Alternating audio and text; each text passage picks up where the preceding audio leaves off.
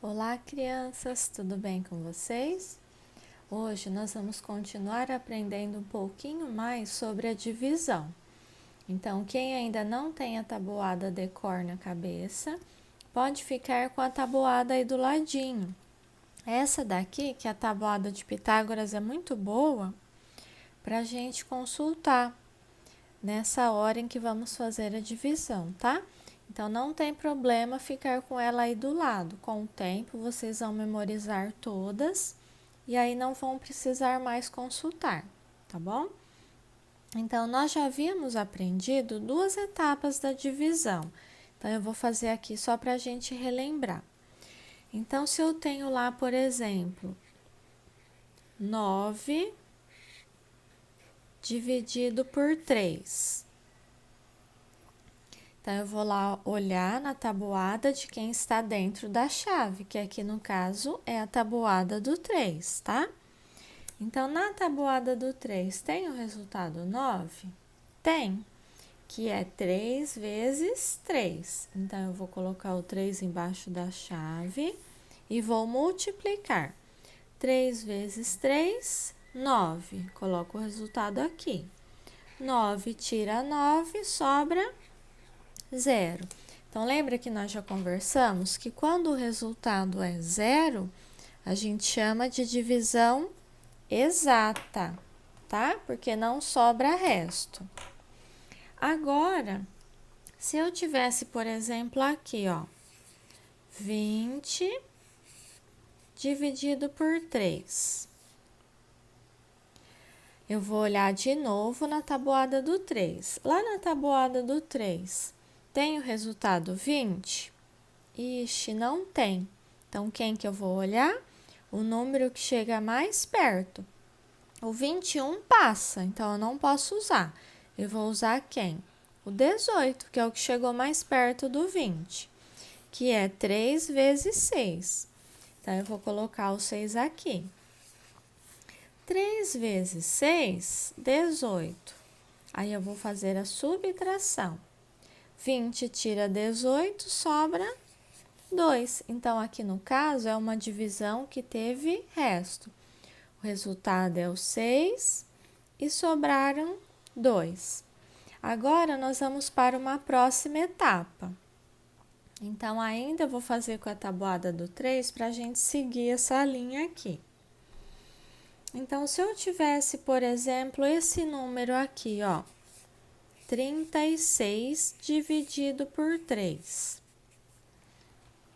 E agora, vou lá na tabuada. A tabuada do 3 só vai até o resultado 30. O que eu faço agora, professora? Se eu tenho 36, então, quando o número passar dos resultados que tem na tabuada, nós vamos usar uma outra estratégia. O que a gente vai fazer? Separar os algarismos. Então, eu vou olhar agora apenas o 3. Eu esqueço desse 6 aqui, porque se a tabuada vai só até o 30, eu não tenho como pôr um número aqui que resulte, né, em algum número da tabuada. Então, eu vou separar os números. Eu vou olhar só o 3, esqueço que tem esse 6 aqui, ó. Pode pôr o dedinho para tampar. Então, eu vou dividir apenas o 3 primeiro. Tem o resultado 3 na tabuada do 3? Tem, que é 3 vezes 1. Então, eu coloco o número 1 aqui. 3 vezes 1, 3. 3 tira 3, sobra 0. E agora, o que eu faço com esse 6, professora? Agora, eu vou lembrar dele e vou dividi-lo. Só que como que eu vou dividi-lo? A gente fala assim, abaixa o 6, né? Então, eu faço uma setinha aqui nele e vou colocar ele aqui, para eu poder continuar a minha divisão. Então, vou lá de novo na tabuada, porque eu vou dividir 6 por 3. Tem o resultado 6 na tabuada do 3? Tem, que é 3 vezes 2. Coloco o 2 aqui. 3 vezes 2, 6. tira 6, vai sobrar 0, tá? Deu para entender? Vamos fazer mais uma então, de exemplo. Se eu tivesse, por exemplo, o número 43 dividido por 3. E agora, professora, a tabuada do 3 vai só até o 30. Então, eu divido os algarismos, vou usar apenas o número 4. Esqueço desse 3 por enquanto, vou dividir apenas o 4. Tem 4 na tabuada do 3? Não tem. Mas quem chega mais perto? O 3, que é 3 vezes 1. 3 vezes 1, 3. 4 tira o 3, sobra 1. O que eu faço agora? Eu vou dividir aquele algarismo que eu havia esquecido. Então, eu faço um risquinho aqui e abaixo o número. Vou pôr até de vermelho aqui. Formou o 1 que tinha sobrado mais o 3 que eu abaixei, formou o número 13.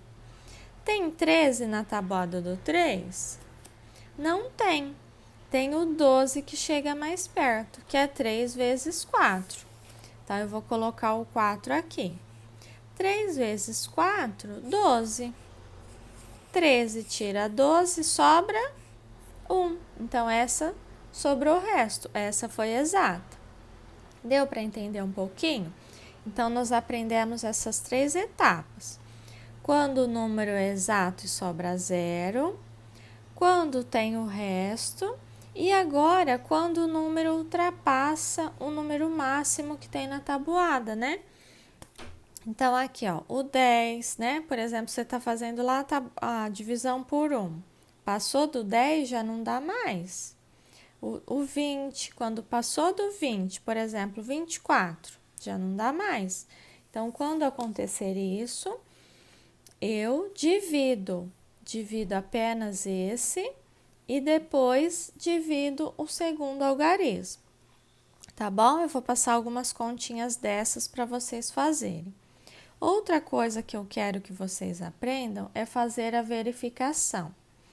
Por exemplo, ontem eu passei para vocês adições e a conta inversa da adição. Qual que é a conta inversa da adição? A subtração.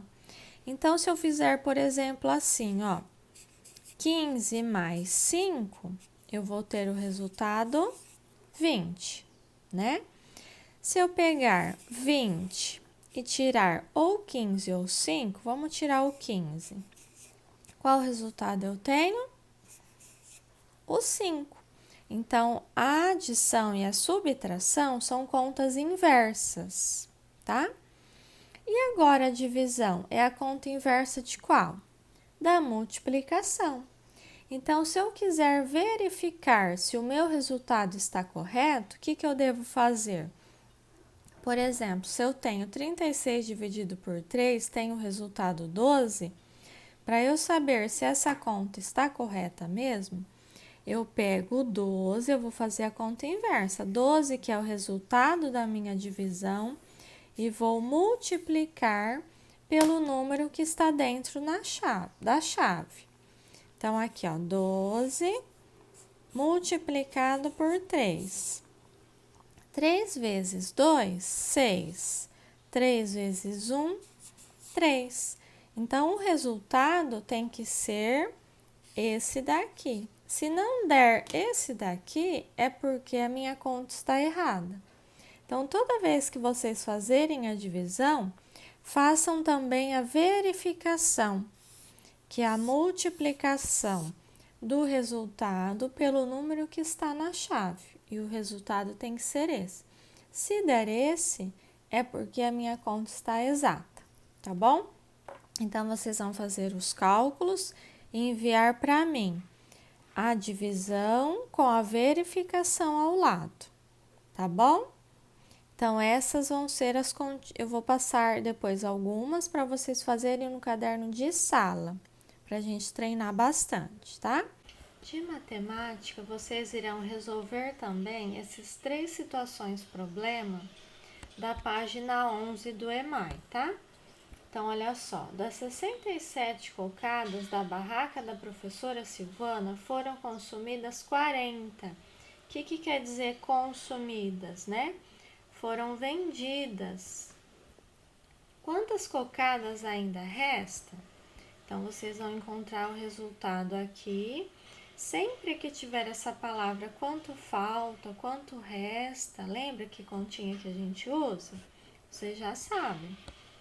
Vocês vão fazer o cálculo aqui dentro do quadrinho ao lado. Para dançar a quadrilha, a professora Júlia selecionou 38 alunos. Já chegaram 22. Quantos faltam chegar? Então, aqui mesma coisa, né? Ó, aqui era restam. Aqui é quanto falta. Então, sempre que tiver também a palavra falta, é aquela continha. Na barraca da comida foram consumidos 168 cachorros-quentes e 51 maçãs do amor. Quantos cachorros-quentes foram consumidos a mais do que as maçãs do amor? Quando pergunta a mais, quer dizer também quanto falta. Quanto falta para chegar, né? As maçãs do amor, para chegar no mesmo valor dos cachorros-quentes, tá? Então, as 3 continhas aqui vocês façam ao lado. E depois de língua portuguesa, nós vamos lá na página 125 do Ler e Escrever, que nós temos aqui uma carta, tá? E vocês irão responder as questões na página 126 sobre essa carta. Então, quem escreveu esse texto? Para quem? Para que servem textos como esse? Então, aqui são 3 questões em uma só, vocês vão responder aqui ao lado. Qual é o assunto do texto? Assunto é do que esse texto trata, né? Qual o tema desse texto? Por que as pessoas do texto não conversam por aplicativo de mensagens? Que seria WhatsApp, Facebook, por quê? Vocês vão explicar o porquê. A autora do texto relata alguns sentimentos. Quais podemos identificar? Quais são esses sentimentos? Que novidade é anunciada no texto? Quando lemos que o aquecimento global e o derretimento do gelo marinho podem trazer possibilidade de instalação de cabos de internet, isso foi visto como uma vantagem. Será que isso também traz benefícios para a vida do planeta? Tá?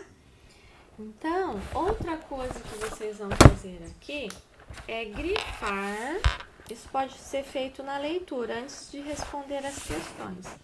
Grifar os adjetivos que vocês encontram no texto. O que é adjetivo?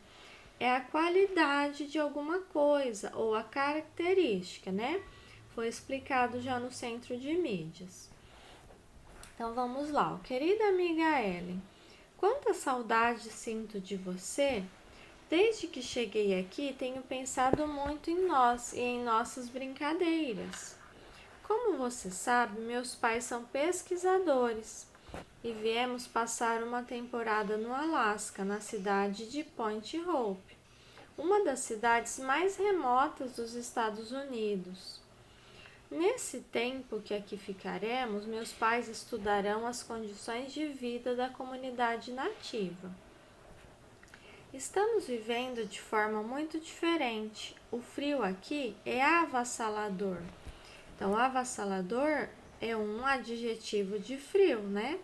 Que é a qualidade dele, como ele é. Não é qualquer frio, é um frio avassalador. Quer dizer, muito frio. Nossa casa é aquecida.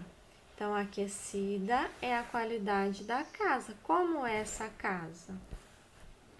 E ainda assim, sinto muito frio. Tá? Então, vocês vão ler toda a carta, grifando todos os adjetivos que vocês encontrarem, tá bom? E aí vocês tiram a foto e mandam para mim. Beijos e até amanhã.